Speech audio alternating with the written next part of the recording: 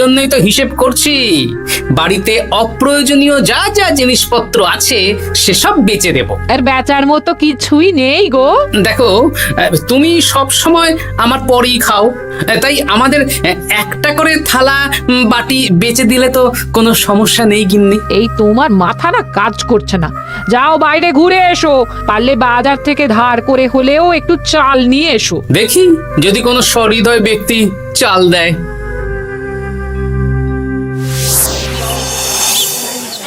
না গোপাল দাদা, বাজারের অবস্থা খুব খারাপ, আর আমি ধারে বিক্রি করছি না। আহা, আরে আমি কোনোদিন তোমার এক আনাও বাকি রেখেছি বলো? আমি বুঝতে পারছি গোপাল দাদা, কিন্তু আমিও নিরুপায়। গত মাসের বেতন এখনো পাইনি। মহারাজ অনির্দিষ্ট কালের জন্য রাজসভা বন্ধ রেখেছেন। বিশ্বাস করো, বেতন পেলেই তোমার ধার আমি মিটিয়ে দেব। এই সপ্তাহ খানেক আগে একই কথা বলে সেনাপতি ধারে 25 কেজি চাল নিয়ে গেছেন। এখন ওনার কোনোই পাত্তা নেই। কি যে করি, কাছের বন্ধু বলতে বিজ্ঞানী আর সভাকবি। দেখি ওদের বাড়িতে একবার ঢুঁ মেরে।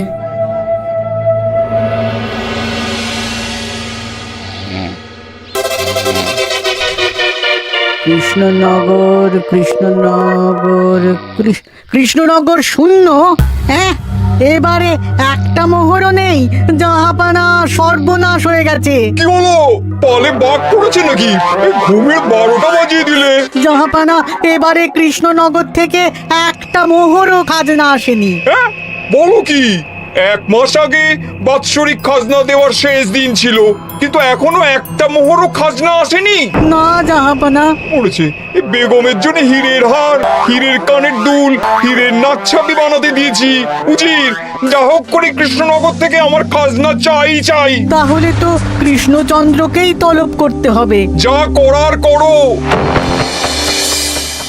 বাবা, এই সময় তোমার শখ হয়েছে ময়না পোষা? আরে না না, আমি পুষিনি। একটা পশ্চিমের গ্রামে কদিন আগে ঘুরতে গিয়েছিলাম। আচ্ছা, ওখান থেকে নিয়ে এসেছো? না, তাও আনিনি, ছোলা খেতে দিয়েছিলাম।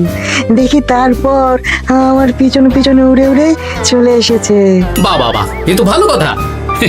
বিয়ে তো করলে না, তাও একটা সঙ্গী জুটেছে। এ যে সে পাখি নয় গোপাল, এ ময়না কথা বলে, দেখবে।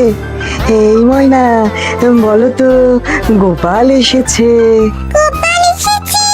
আরে বাস, বলো তো গোপালের ভুঁড়ি আছে আমার নেই।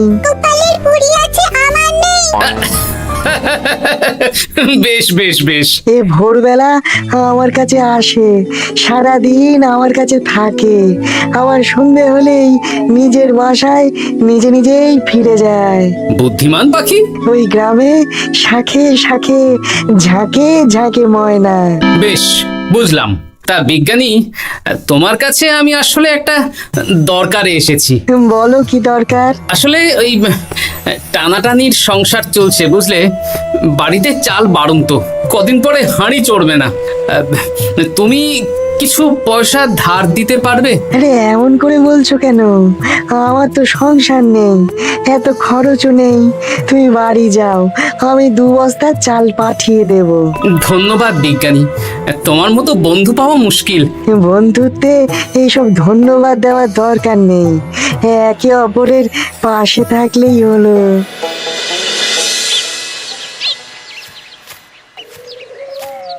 এ কি গো, খালি হাতে ঢুকছো যে?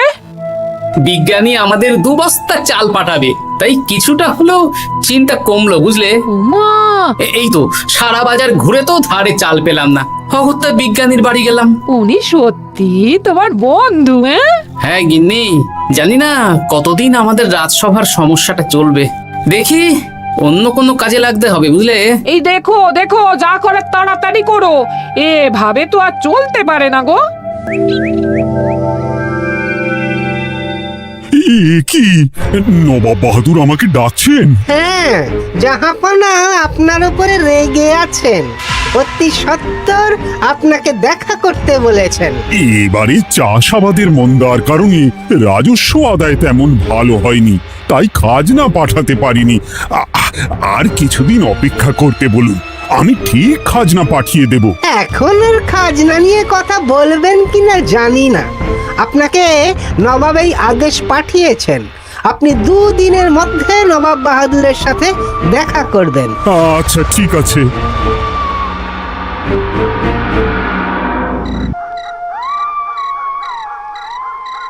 মহারাজ, এই বিপদের সময়ে আপনাকে একমাত্র একজনই সাহায্য করতে পারে, আর সে হলো গোপাল। আমি কোন মুখে গোপালকে ডাকবো বলো তো রানী? দীর্ঘদিন ওদের বেতন দিতে পারছি না। গোপাল এরকম স্বার্থপর মানুষই নয় যে নিজের কাজের সময় কাজী আর কাজ ফুরলে বাজি হয়ে যাবে। আপনি একবার বলেই দেখুন না।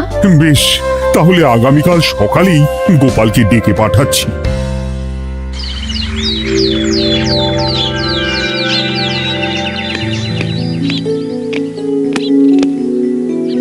আসতে পারি মহারাজ? হ্যাঁ গোপাল, এসো এসো। মহারাজ, আমাকে হঠাৎ ডেকে পাঠালেন যে? শোনো, নবাব বাহাদুর বলেছেন ওখানে যেতে হবে, কারণ এবারে কৃষ্ণনগর থেকে কোনো খাজনা পৌঁছয়নি। মহারাজ, আপনি গেলেও বিপদ, না গেলেও বিপদ। হ্যাঁ, সেটাই তো আমাকে সবচেয়ে বেশি ভাবাচ্ছে, কিন্তু না গেলেই যে নয়। তাহলে এক কাজ করি মহারাজ, আমিও বরং আপনার সাথে যাই। যা বিপদ আসবে একসাথে লড়বো। ও গোপাল, তুমি যেন আমার বুক থেকে পাথর নামিয়ে দিলে। তোমাকে যে কি বলে ধন্যবাদ জানাবো। তাহলে কখন বেরোবেন বলুন? আজকে সন্ধ্যের দিকে বেরিয়ে পড়বো, তাহলে কাল সকাল সকাল মুর্শিদাবাদ পৌঁছে যাব। কতদিন থাকতে হবে তো কিছুই জানি না, তাহলে ওই 3-4টে জামা কাপড় ধুতি নিয়ে নেব, কি বলেন? হ্যাঁ হ্যাঁ, তাই নিও। তাহলে সন্ধ্যেবেলা রাজবাড়িতে এসো, একসাথেই বেরিয়ে পড়বো। আচ্ছা মহারাজ। বলি, তোমার কি মুর্শিদাবাদে না গেলেই নয় গো? আমাকে তো যেতেই হবে গিন্নি। জানি নবাব বাহাদুর কিভাবে ছক করে কল করে, তুমি সাবধানে থেকো গো। দেখো, আমি যখন যাচ্ছি তখন নবাব বাহাদুরকে এবার সাবধানে থাকতে হবে। হ্যাঁ, ঠিক আছে ঠিক আছে, মাথা ঠান্ডা রাখবে, বেশি ওস্তাদি করতে যাবে না। এমনিতেই আমাদের অবস্থা এখন ভালো নয়। আরে তুমি অতিরিক্ত চিন্তা করো না তো গিন্নি। জাহাপনা, গয়নাগুলো কবে আসবে? এখনো 2-3 দিন সময় লাগবে বেগম। এত সময় লাগছে কেন জাহাপনা? দেশের কোণে কোণে খুঁজে সেরা সেরা হিরে দিয়ে বানানো হচ্ছে, যে সময় তো লাগবেই বেগম। তাহলে তো অনেক খরচ হচ্ছে। তাও হচ্ছে বটে, কিন্তু তোমার জন্য আমি সব করতে পারি।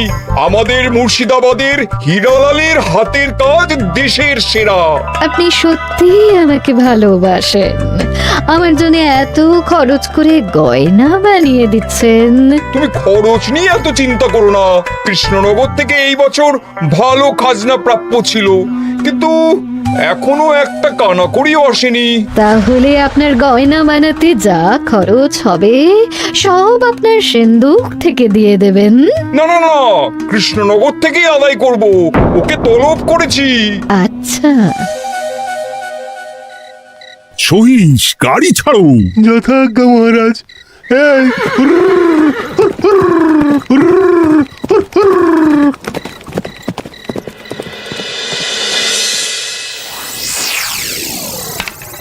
এত রাতে আবার কে এলো রে বাবা? খুলছি খুলছি।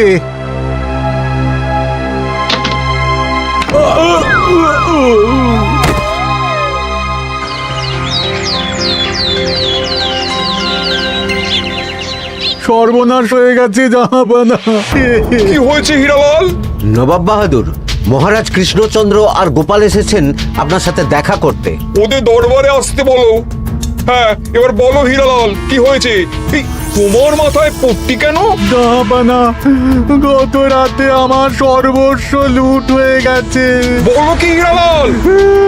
তোমার কাছেই তো বেগমের হীরের সব গয়নাগাটি বানাতে দিয়েছিলাম। হ্যাঁ জাহাপানা, সব গেছে। আমার মাথায় মেরে সব লুট করে নিয়ে গেছে। এবার আমি কি করব জাহাপানা? বেগম সাহেবা, আপনার গয়না যে হীরালাল শেখরার কাছে জাহাপনা বানাতে দিয়েছিলেন, ওনার সব লুট হয়ে গেছে। মানে? আমি এক্ষুনি নিজের কানে শুনে এলাম, এখন হীরালাল শেখরা এসেছে। আমি এক্ষুনি যাচ্ছি। কি করব জাহাপানা, আমার তো সব শেষ হয়ে গেল। আমি কোনো কথা শুনতে চাই না, আমার ওই হীরের গয়নাগুলো চাই। চাই বললেই তো পেয়ে যাবে না। এখন এই গয়না শুধু নয়, হীরালালের সব সোনা দানা চুরি হয়ে গেছে। সেগুলো খুঁজে পেতে হবে। বিগত কয়েক বছর আমার মুর্শিদাবাদে কোনো চুরি ডাকাতি হয়নি। প্রত্যেকটা গ্রামবাসী সুখে শান্তিতে আছে। বাইরের কোনো শত্রু আসারও সুযোগ নেই। গ্রামের সীমানায় দিন রাত প্রহরী থাকে। যদি এসেও থাকে, পালাতে পারবে না। এবারে তাহলে চোরটা কে বুঝবো কি করে? এসব সামান্য চোর ধরার কাজ আমার কাছে নস্যি। জাহাপনা, আপনি যদি কৃষ্ণনগরের এবছরের খাজনা মকুব করে দেন, তাহলে আমি চোর ধরার ক্ষেত্রে সাহায্য করতে পারি। ঠিক আছে কৃষ্ণচন্দ্র, তোমার এই গোপাল যদি চোর ধরে দিতে পারে, তাহলে এবছরের খাজনা মুকুব। আগে আমি ওই শেখরার সাথে একান্তে কিছু কথা বলতে চাই। বেশ, প্রহরী প্রহরী, তুমি গোপাল আর শেখরাকে একটা ঘরে নিয়ে যাও। আসুন। এবার আপনি চুরির ঘটনাটা বলুন। চুরি না, ডাকাতি। সে যাই হোক, বলুন বলুন। গতকাল রাতে, তারপর সকালে জ্ঞান ফিরে ঘরে গিয়ে দেখি সব ফাঁকা। আমার ঘরের সাথেই লাগোয়া দোকান। আচ্ছা, দেখুন, আমি আপনার কথা শুনে আর একটু আগের যা আলোচনা শুনলাম, তার থেকে মনে হচ্ছে এই চোর স্থানীয় চোর। কি করে বুঝলেন? কারণ বাইরের চোর হলে তো এত নিখুঁত কাজ করা সম্ভব নয়। চোর নিশ্চয়ই আপনাকে ব্যক্তিগতভাবে চেনে। হ্যাঁ, এবার মশাই আপনি বলুন তো, আপনার কোনো শত্রু আছে? না, শত্রু নেই তেমন। আমার সাথে কারো সম্পর্ক খারাপ নেই। আর আমাদের পাড়ায় সবাই ব্যবসায়ী, সবাই সম্ভ্রান্ত লোকজন। বেশ, তাহলে সব ব্যবসায়ীদেরকেই রাখতে হবে। আমি নবাব বাহাদুরকে বলে দিচ্ছি, আপনি এখন আসুন। নবাব বাহাদুর, আপনি ওই গ্রামের সকল ব্যবসায়ীদের আপনার মহলে ডাকার ব্যবস্থা করুন। সবাই কিন্তু বেশ সম্ভ্রান্ত ব্যবসায়ী। সে হোক না, ওই গ্রামে তো সবাই ব্যবসায়ী, আর বাইরের কোনো লোক গ্রামে ঢোকেনি বা বাইরেও যায়নি। তাই যদি কেউ চোর থেকে থাকে, তাহলে ওই ব্যবসায়ীদের মধ্যেই আছে। বেশ, আমি সবাইকে আমার মহলে নিয়ে আসার ব্যবস্থা করছি। আর একটা ফাঁকা বড় ঘর চাই, যেখানে চোর ধরার পরীক্ষা হবে। আর সেই ঘরে আমাদের কৃষ্ণনগরের ঘোড়া চোর ধরবে। হ্যাঁ, ঘোড়া চোর ধরবে? হ্যাঁ, যে ঘোড়ার গাড়িতে আমরা এসেছি সেই ঘোড়া। যদি চোর না ধরতে পারো, তাহলে পুরো খাজনা তো গায়ের জোরে নেব, সাথে সাথে কৃষ্ণনগরটাও কেড়ে নেবো। আমার উপর একটু ভরসা রাখুন নবাব বাহাদুর, আর যা বললাম করুন। বেশ, শুনুন, এই ঘরে আমার এক প্রিয় ঘোড়া আছে, আর সামনে একটা বালতিতে ছোলা সেদ্ধ রাখা আছে। আপনারা সকল ব্যবসায়ীগণ একে একে যাবেন, দরজা ভিতর থেকে বন্ধ করবেন, আর ঘোড়াকে এক মুঠো করে ছোলা খাইয়ে ফিরে আসবেন। তারপর কি বাড়ি চলে যাব? না, সবার ছোলা খাওয়ানো হয়ে গেলে আমি ঘোড়ার কাছে যাব, আর ঘোড়া কানে কানে আমাকে বলে দেবে কে চোর। তাহলে আর দেরি কেন, সবাই একে একে যাও।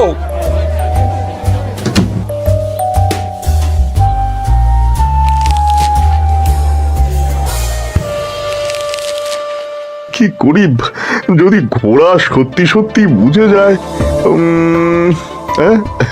ছোলা খাওয়াবোই না। ব্যাস, ছোলা খাওয়ানো হয়ে গেল। এবার গোপাল বলো তো কে চোর? দাঁড়ান, ঘোড়ার মুখের কথা শুনে আসি। আমি বলে দিচ্ছি জাহাপানা, গোপাল এসব মশকরা করছে, সব মশকরা। ঘোড়া বলে দিয়েছে কে চোর। বলো গোপাল, কে চোর? তার আগে সকল ব্যবসায়ীর হাত দেখে আমি পরীক্ষা করতে চাই। সে দেখো, কিন্তু বলো কে চোর? দেখি না, দেখি আপনারটা। না, আপনিও না। না, আপনিও না। একি মশাই, চুরিটা তো আপনিই করেছেন, আপনিই চোর। কি উল্টো পাল্টা কথা বলছেন? আমি চুরি করিনি। হ্যাঁ, আপনিই চুরি করেছেন, তাই ভয়ে ঘোড়াকে ছোলা খাওয়াননি। কারণ আমি ছোলার মধ্যে রান্নার হলুদ গুঁড়ো মিশিয়ে রেখেছিলাম, তাই যারা যারা ঘোড়াকে ছোলা খাইয়েছেন সবার হাতেই হলুদ রং লেগে আছে। শুধু ওর হাতে নেই। ভাই, শেষে তুই? তোর মনে মনে এত হিংসা? ভাই মানে? আরে ও তো আমার খুড়তো ভাই পান্নালাল, ওরও সোনা গয়নার ব্যবসা। ব্যাস, এবার তাহলে বলেই দিন পুরো ব্যাপারটা, কারণ এখান থেকে পালানোর কোনো পথ নেই। ভুল হয়ে গেছে জাহাপনা, আমার দাদা আমার থেকে অনেক বেশি রোজগার করত, তাই আমার মনে মনে হিংসে ছিল। তারপর বেগম সাহেব আর হীরের গয়না বানানোর এত বড় বায়না পেল, হিংসা আরো বেড়ে গেল। আর তুই চুরি করলি? চুরির সব জিনিস কোথায় আছে? আমার বাড়িতেই আছে জাহাপনা। সাব্বাস গোপাল, সাব্বাস, তোমার কি বুদ্ধি! তাহলে জাহাপানা, কথা মতন আমাদের এই বছর তাহলে খাজনা দিতে হচ্ছে না। না, কথা যখন দিয়েছি তখন আমি তো আর কথার খেলাপ করতে পারি না। আচ্ছা গোপাল, তোমার তো এত বুদ্ধি, আমার একটা শখ পূরণ করতে পারবে? কি শখ বলুন নবাব বাহাদুর। আমার অনেক দিনের ইচ্ছে একটা হাওয়া মহল বানাবো, কিন্তু ঘরামি রাজমিস্ত্রি কেউই বানাতে পারবে না বলছে। তুমি কি বানিয়ে দিতে পারবে? আগে পারবো জাহাপনা, কিন্তু তার বদলে আমি কি পাবো? আগামী 5 বছর কৃষ্ণনগরের খাজনা মুকুব, আর তোমাকে আমি 100 মোহর উপহার দেবো। বেশ, তাহলে আপনি আমাকে দিন 7 সময় দিন, আর 7 দিন পরে আমার বাড়ির সামনে চলে আসুন। হাওয়া মহল বানিয়ে রাখবো, আপনি নিয়ে যাবেন। বেশ, তাহলে 7 দিন পরে কৃষ্ণনগরে দেখা হচ্ছে। যদি না বানাতে পারো তাহলে কিন্তু আগামী 5 বছর কৃষ্ণনগরকে দ্বিগুণ খাজনা দিতে হবে, এই আমি বলে দিলাম। বেশ, রাজি।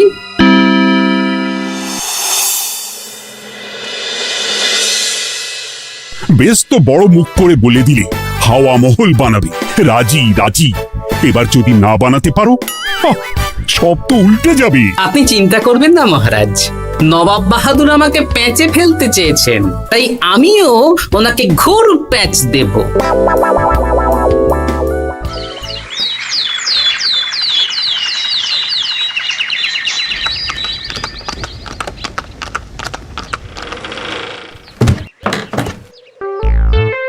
কি গোপাল, আরে কোথায় আমার হাওয়া মহল?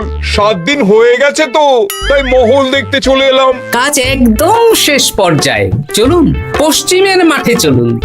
গিন্নি, তুমি মহারাজকে খবর দাও আর বলো পশ্চিমের মাঠে চলে আসতে।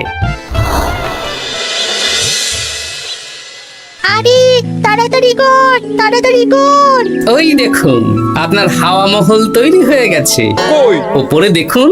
ওরে, নবাবের হাওয়া মহল বলে কথা, নিজ কথা হয়ে গেছে। এবার রং কর, রং কর। হাওয়া মহল রং করছি তো, এত তাড়া দিস না। আরে তাড়াতাড়ি কর, তাড়াতাড়ি কর।